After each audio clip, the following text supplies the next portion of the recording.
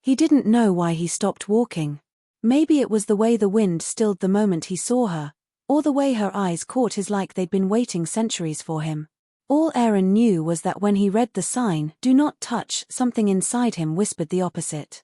The universe around him seemed to dim, the abandoned valley fading into unimportance as he stepped closer, his pulse betraying every rule he'd ever been trained to follow. She wasn't supposed to look at him that way. No one ever had. Not with that quiet longing. Not with that unguarded fear. And somewhere in the space between their breaths, between his trembling hand and her stillness against the tree, he felt it, a pull so deep, so magnetic, he knew instantly that walking away from her wasn't just impossible, it would break something inside him he'd never be able to repair. The first thing Aaron noticed after that impossible moment was the silence. The kind that didn't belong on a dead planet. No birds. No insects. Not even the low rumble of shifting rock. Just the soft hum of the abandoned research outpost behind him and the faint metallic clatter of his gear as he drew closer to her. She stood perfectly still, her back pressed to the bark of a towering ash-gray tree with veins of pale bioluminescent light winding across its surface. Her skin was a shade of green so soft it reminded him of the glow before dawn. Her hair, a cascade of deep red waves, contrasted against everything around her, too warm, too alive for this barren place. She looked like she belonged to another world entirely. Maybe she did.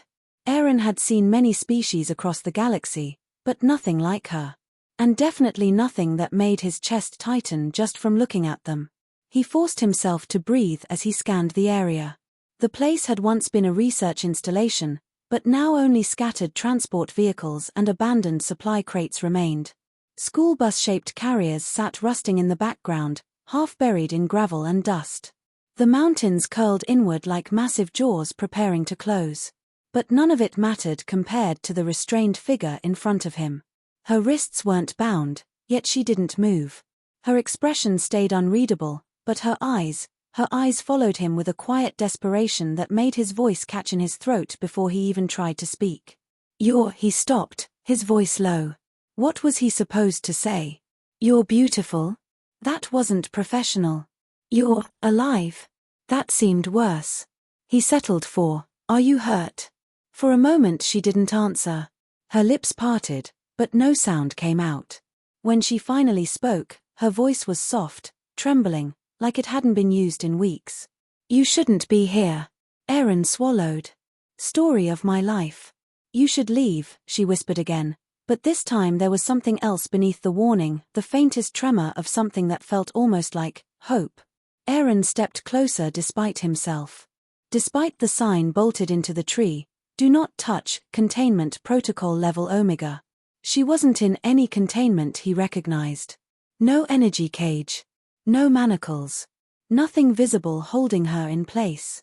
But he could feel it, a subtle pressure in the air, like a field humming just beneath perception.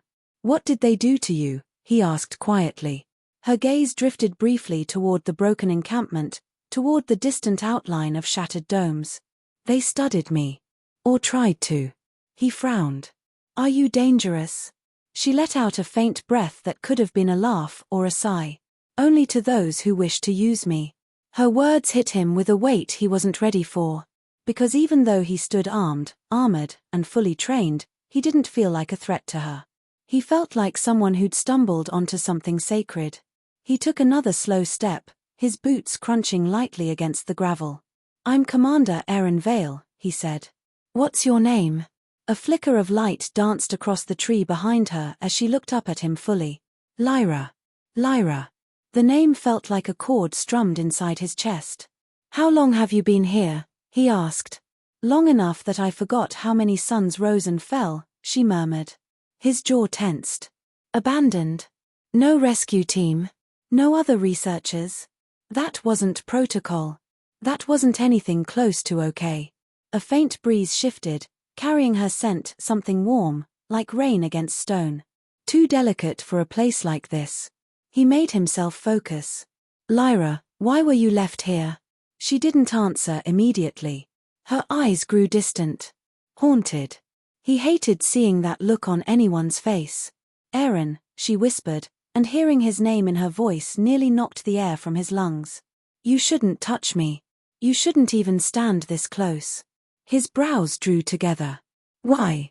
Because once someone touches me, she said, her voice barely audible, they can't walk away. The words sent a chill down his spine. But it wasn't fear, it was something far more dangerous, certainty. The certainty that he didn't want to walk away. He reached up slowly, fingertips grazing the air near her shoulder, not touching yet, but close enough to feel the warmth radiating from her skin. Erin, she pleaded, softer now, don't. Is it because you're dangerous, he asked quietly, or because you're afraid I won't leave you behind? Her breath hitched, he could hear it, feel it. Something shifted behind them. A distant rumble. The mountains seemed to tremble for a moment, though no stones fell. Erin instinctively angled his body to shield her, hands moving toward his weapon. Nothing appeared, but the sense of being watched pressed into the air like a held breath. Lyra's eyes widened. They're coming back. Who? The ones who put me here. Erin clenched his jaw. Then we need to move. I can't, she whispered. Not unless you choose to break the seal. He glanced at the sign again. Do not touch. The letters looked harsher now, more urgent. It wasn't a warning. It was a threat. What happens if I break it? Erin asked. Lyra looked into his eyes like she could see straight through him, down to the part of him he kept locked away. Everything changes. Erin's heart pounded harder. The hum of the containment field vibrated against his skin the more he neared her. The air felt alive, trembling between them. He knew what he was about to do. Knew what it meant. Yet he'd never been more certain of anything. His hand lifted. Her eyes widened, shimmering with fear, and something far more vulnerable. He exhaled slowly, and reached for her. Just before his fingertips touched her skin, the world pulsed with blinding light. For a heartbeat, Erin thought he had died. The world went white, pure, pulsing, silent. A warmth swept through him like a tidal wave breaking open every memory he had ever locked away. The force wasn't painful, but overwhelming, like someone had peeled him open and poured light straight into the cracks he didn't know existed. Then sound rushed back. His breath hitched. His knees threatened to buckle. And Lyra was suddenly in his arms. Not held. Not embraced. Bound. A soft, shimmering tether of light stretched from his chest to hers, pulsing faintly with each beat of his heart. It wasn't physical, but he felt it. Felt her. Felt a swirl of fear, awe, hope, and something painfully tender, emotions that weren't entirely his. Lyra gasped, clutching at her chest as though the bond had stunned her too. Erin, what have you done? He swallowed, still breathless. I think I freed you. No, her fingers trembled as she touched the glowing thread. You did more than that. The tether shivered like it was alive, reacting to their voices. Erin steadied himself, forcing deep breaths. Okay. Before we panic, tell me what this means.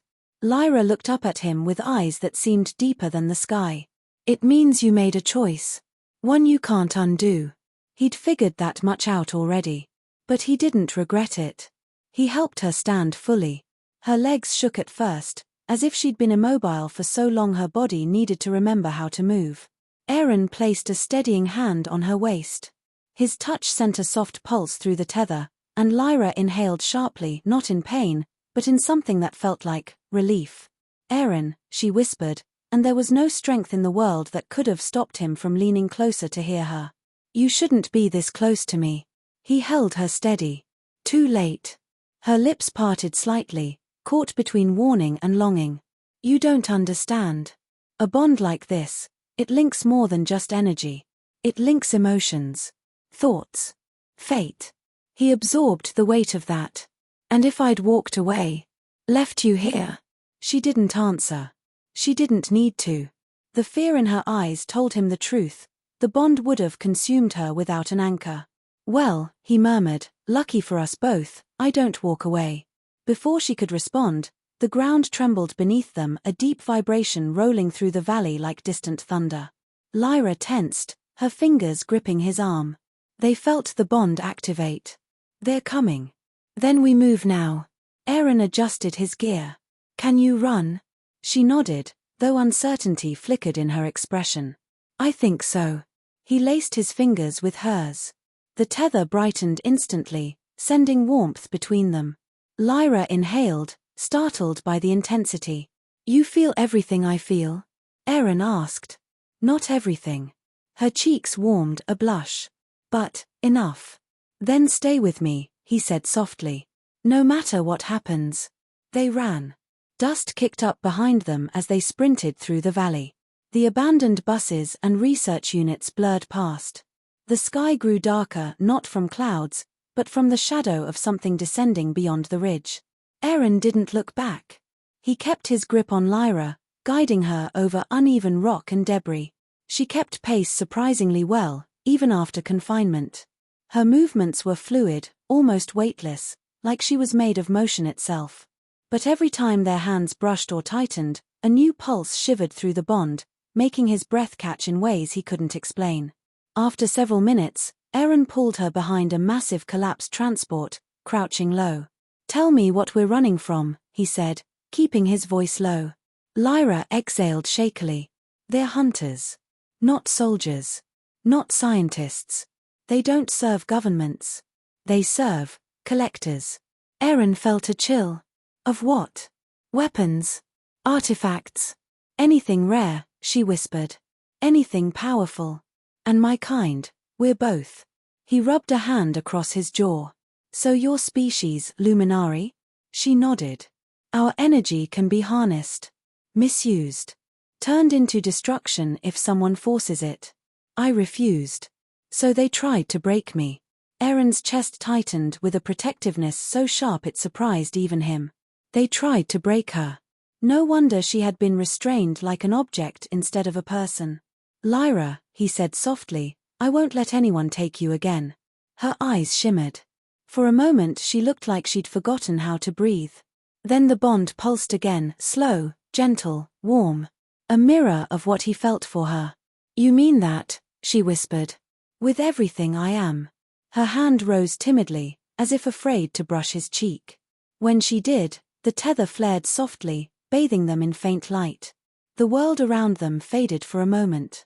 All Aaron could hear was her heartbeat syncing with his. All he could feel was the warmth of her hand, the soft quiver of her breath. But then the mountains shook, snapping them both back into reality. Aaron peered over the edge of the wreckage. A dark silhouette moved along the ridge. Winged drones. Scanning.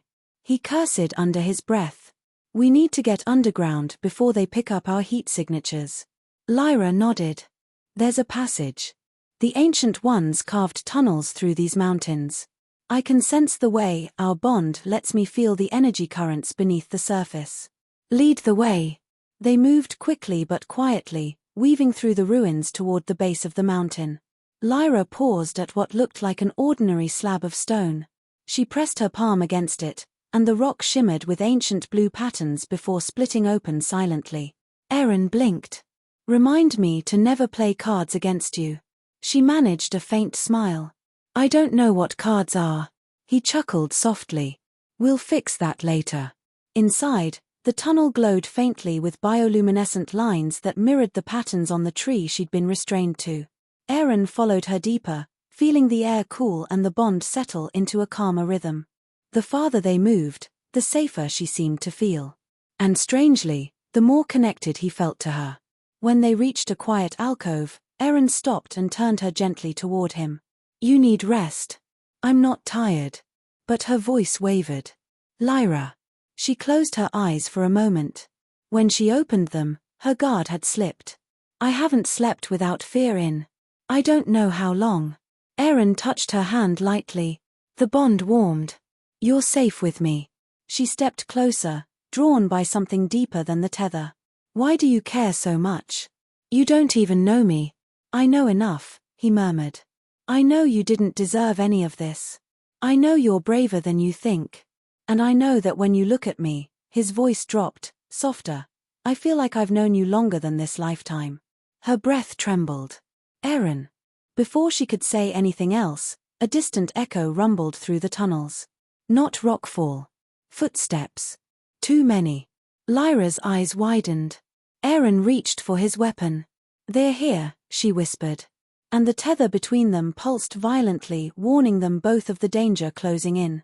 The footsteps echoed again, closer, sharper, multiplied by the twisting stone walls until it sounded like an entire battalion was marching toward them. Aaron tightened his grip on his weapon, but his other hand remained anchored around Lyra's wrist as if letting go would unravel the thin thread of safety they still had. Lyra closed her eyes for a moment, sensing the vibrations through the stone. 3, she whispered. Maybe 4. Not soldiers. Hunters. Aaron's jaw clenched. That meant skilled, silent, lethal. Then we need to move deeper. She shook her head.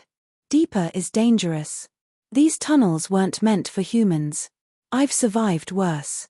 Her eyes lifted to his, glowing faintly in the dim light. You haven't survived me yet. The bond pulsed unexpectedly, sending a ripple of warmth through both of them, as if reacting to her words. Aaron's breath caught for half a second. He wasn't used to feelings ambushing him like that. But there was something about her, something that made every instinct sharpen and soften at the same time. He moved closer, lowering his voice. Lyra, listen to me. I don't care what these tunnels were meant for. I'm not leaving your side. Her lips parted, and he felt her heartbeat thrum through the bond, faster now, flaring with something that wasn't fear. It was something softer, something she was trying so desperately to hide. But before she could answer, a sharp metallic screech pierced the silence. A drone. Its glow lit the tunnel behind them, casting a long, skeletal shadow. Aaron grabbed Lyra's hand. Run. They sprinted through the curving passage, boots crunching against dust and debris. The air grew colder, the tunnels widening and narrowing unpredictably. Every time Lyra's hand brushed Aaron's, the tether flared brighter, guiding them forward like a living compass. She halted suddenly at a fork in the tunnels. This way, she whispered, tugging him toward the left. How do you know? The bond. It shows me where the energy flows. It wants us safe. Her voice softened. It wants you safe. Aaron didn't waste time questioning it. If the bond wanted them alive, he wasn't going to argue. They slipped into a narrower passage, ducking under low stone arches as distant footsteps echoed behind them again, more hunters joining the chase. Aaron pressed Lyra into a shallow alcove, shielding her body with his own as a pair of shadows swept across the intersecting tunnel. Her breath hitched softly when his chest brushed hers. The closeness was electric, charged, intimate. Lyra's hands lifted instinctively, gripping the front of his armor to steady herself or maybe to keep from pulling him closer.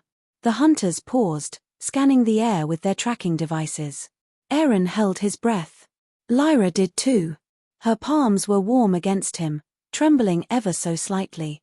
He could feel her heartbeat through the tether, irregular, fluttering, powerful. And he knew it wasn't just fear. It was him. It was them. It was something neither of them had words for. A soft hum drifted through the tunnel as the hunters moved on. Aaron didn't step away immediately. Neither did she. Finally, Lyra whispered, "Your heart, it's loud." He let out a quiet breath. "Yours is louder." Her fingers curled tighter into his armor, and for a moment, the danger fell away and the world felt impossibly small, just him, her, and the warmth between them that neither could escape. But then the tunnel shook violently. Aaron snapped a look over his shoulder. "Tell me that was just the mountain." Lyra shook her head, eyes wide.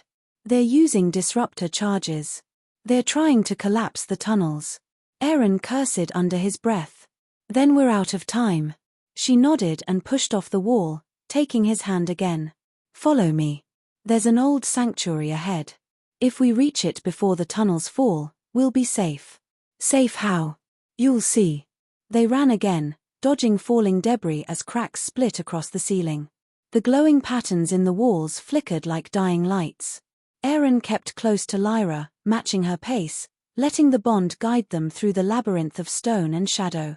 Finally, the tunnel opened into a vast cavern, lit by a soft blue glow radiating from swirling patterns carved into the walls and floor, ancient, intricate, almost alive. Lyra exhaled in relief. "We made it." Aaron stared. "What is this place?" "The heart of the Ancient Ones," she whispered. "A sanctuary where the Luminari came to renew their strength." The energy here, it heals. Aaron scanned the cavern. There were no obvious exits, no defensible positions. Can it hide us? It can protect us. She stepped into the glowing patterns. If you step in with me, the bond will react. Aaron didn't hesitate. He stepped beside her. Instantly, light surged upward, enveloping them in a warm cocoon of energy. Aaron felt his muscles loosen, his wounds from earlier skirmishes numb. The air tasted clean, pure, charged with something ancient. Lyra turned toward him, her face softer in the glow. You feel it? Hard not to, he murmured. Feels like peace. Feels like home, she said quietly. For my people, this was sacred. What about now? Aaron asked. Lyra looked up at him, emotions swirling across her expression, fear, longing, wonder. Now it is different. How? She hesitated, then placed her hand over his chest where the bond glowed brightest. Because you're here. And I don't know what that means. I don't know what you mean to me. Aaron lifted her chin gently, his thumb brushing her jaw. Lyra. I'm not going anywhere. Her breath trembled. The bond pulsed between them, warm and insistent, responding to the closeness like a heartbeat syncing with theirs. I feel everything you feel, she whispered. Your fear. Your loyalty. Your affection. Affection. Aaron repeated softly, stepping closer. Is that all? Her cheeks warmed, and her gaze flickered between his eyes and his lips. No. Not all. A tremor shook the cavern then, distant but powerful. The sanctuary lights dimmed for a moment. The hunters were closing in. Lyra stiffened. They're at the entrance. Aaron reached for her hands. Then stay with me. No matter what happens next. She nodded slowly, her fingers lacing with his. As the first shadow appeared at the tunnel mouth, the bond flared so brightly it lit the entire cavern. Aaron and Lyra turned toward the intruders together, united, charged, connected. The hunters stepped forward. And the ground beneath them began to glow with ancient power, responding not to the invaders, but to the bond between the man and the woman it now protected. The cavern rumbled as the hunters advanced, their steps heavy, deliberate, echoing with a predatory confidence that sent vibrations up through the ancient floor. Aaron positioned himself in front of Lyra without even thinking. The bond between them vibrated like a living wire, glowing brighter with every beat of both their hearts. Lyra touched his shoulder. Aaron. I can't let you fight them alone. You're not, he said, keeping his gaze fixed on the intruders. Just stay behind me. Her voice softened. You're brave. But so am I.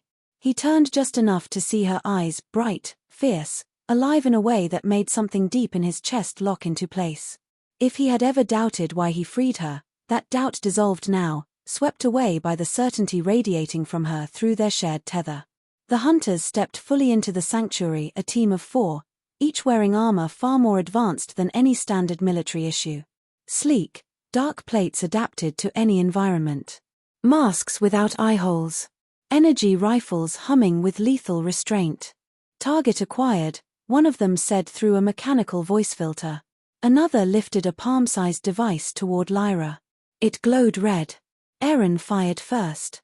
The shot reverberated like thunder inside the cavern, striking the device from the hunter's hand and shattering it. Sparks rained down, sizzling against the stone. The hunters reacted immediately, spreading out with practiced efficiency. The lead hunter raised a hand. Do not resist. The luminary is property under. A blast of light erupted from the sanctuary floor. Lyra gasped, staggering. Aaron caught her as the luminous patterns surged upward, wrapping around her legs like streams of energy brought to life.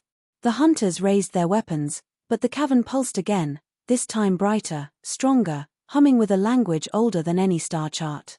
Aaron gripped Lyra's waist. Lyra, what's happening? Her voice trembled. The sanctuary is reacting to the bond. To us. The light wound higher, swirling around her, then around him, weaving the two of them into a single shimmering silhouette. The bond flared between their chests like a star igniting. The lead hunter shouted, "Contain the surge." Aaron pulled Lyra closer. "Stay with me. Don't let go." She held on tightly, her fingers gripping the back of his armor, her forehead pressed to his. I'm not letting go. Not anymore. The hunters opened fire. But the sanctuary responded faster. A dome of radiant blue burst from the floor, curving upward in a smooth arc around Aaron and Lyra. The energy shield absorbed the shots with rippling waves of light, each pulse syncing with their heartbeats. Lyra lifted her head, her breath mingling with his. Aaron, if we complete the bond fully, the sanctuary will protect us. It will stop them. What does complete mean? It means trust, she whispered. It means choosing me. Choosing us. Aaron looked at her. Really looked at her. The way her eyes shimmered like stars drowning in their own light. The way her hand trembled against his cheek. The way she trusted him with fear she'd never shown anyone. He placed his palm over her heart. I already chose you. Her breath hitched. The bond pulsed sharply, as if the universe itself exhaled. Outside the shield, the hunters regrouped, preparing a coordinated strike. But Lyra didn't look at them. She looked only at Aaron. Aaron, completing the bond means giving a part of yourself to me. And I give mine to you. Forever. Our lives linked. Our souls linked. Our futures linked. Her voice softened, almost breaking. Are you sure? He didn't hesitate. I've never been more sure of anything. She closed her eyes, her hands rising to rest against the sides of his face. Then stay close. Closer. He gently pulled her into his arms, her body fitting against his as if the universe had shaped them to align. The glow between them intensified until it became impossible to tell where the light ended and they began. Lyra, he murmured, brushing his forehead against hers, I'm here. Whatever happens. I'm here. A soft, trembling breath left her. Then let it happen. The sanctuary floor erupted with radiant energy. The bond transformed. Light flooded outward from their chests, spiraling through the cavern like a luminous storm. Aaron felt Lyra's emotions intertwine with his fear, hope, longing, love, blending into a single impossible sensation that stole the breath from his lungs. Lyra clung to him as though she feared losing him in the eruption. But her grip was steady, sure, anchored by something stronger than instinct. The hunters staggered back, shielding their visors. Their scanners malfunctioned, screens cracking under the intensity. One fell to his knees. Another tried to retreat. Too late. The sanctuary released a final pulse, an ancient protective force awakened by the bond's completion. The energy swept through the chamber like a wave crashing over the shore. It didn't kill, didn't burn, didn't maim. It simply disarmed, stripping the hunters' weapons of power, collapsing their armor systems, leaving them stunned, paralyzed, harmless. When the light finally dimmed, the cavern was silent. Aaron lowered his head, chest rising and falling with heavy breaths. Lyra rested against him, her fingers woven into the fabric at the back of his neck, her heartbeat echoing through the bond like a soft drum. You did it, he whispered. We did it, she corrected, lifting her gaze to his. Her eyes were different now, brighter, deeper, layered with something new and indescribable. The bond had changed her. It had changed them both. Aaron cupped her cheek. Lyra, what happens now? Her lips curled in a soft, trembling smile. Now we're linked. In every way that matters. Your life is tied to mine. My strength is tied to yours. Where you go, I go. He felt something inside him settle, quiet and sure. I don't want to go anywhere without you. That's good, she whispered, leaning into his touch. Because you can't. He laughed under his breath, pulling her closer. Then it's a perfect match. Lyra brushed her fingertips along his jaw, her touch warm, reverent, full of a tenderness that transcended words. Aaron, thank you. For saving me. For choosing me. He rested his forehead against hers again, breathing her in. You think I had a choice? The moment I saw you. I think the bond had already started. A soft glow rose between them again, gentle this time, like a candle instead of a sunrise. Lyra's voice came out as a soft murmur. We should leave before they recover. We will, he said. But not yet. Not yet, she echoed softly. He shook his head, his thumb brushing her cheekbone. I want one more moment. Just us. No hunters. No running. No danger. Lyra's breath caught. I want that too. They stood in the center of the sanctuary, bathed in fading light, hearts beating in perfect sync, the universe outside quiet for the first time since they met. Aaron tilted her chin and brought his lips close, not touching yet, just close enough for her breath to warm his. The bond shimmered between them, urging, encouraging, welcoming. Lyra, he whispered, his voice low, warm, soft enough to feel rather than hear, this is the part where I don't walk away. Her lips parted, her fingers sliding gently up his neck as she whispered back, then don't. He didn't. And the sanctuary glowed once more, soft, brilliant, eternal, as the man who broke every rule and the woman marked do not touch sealed a bond meant to outlive stars.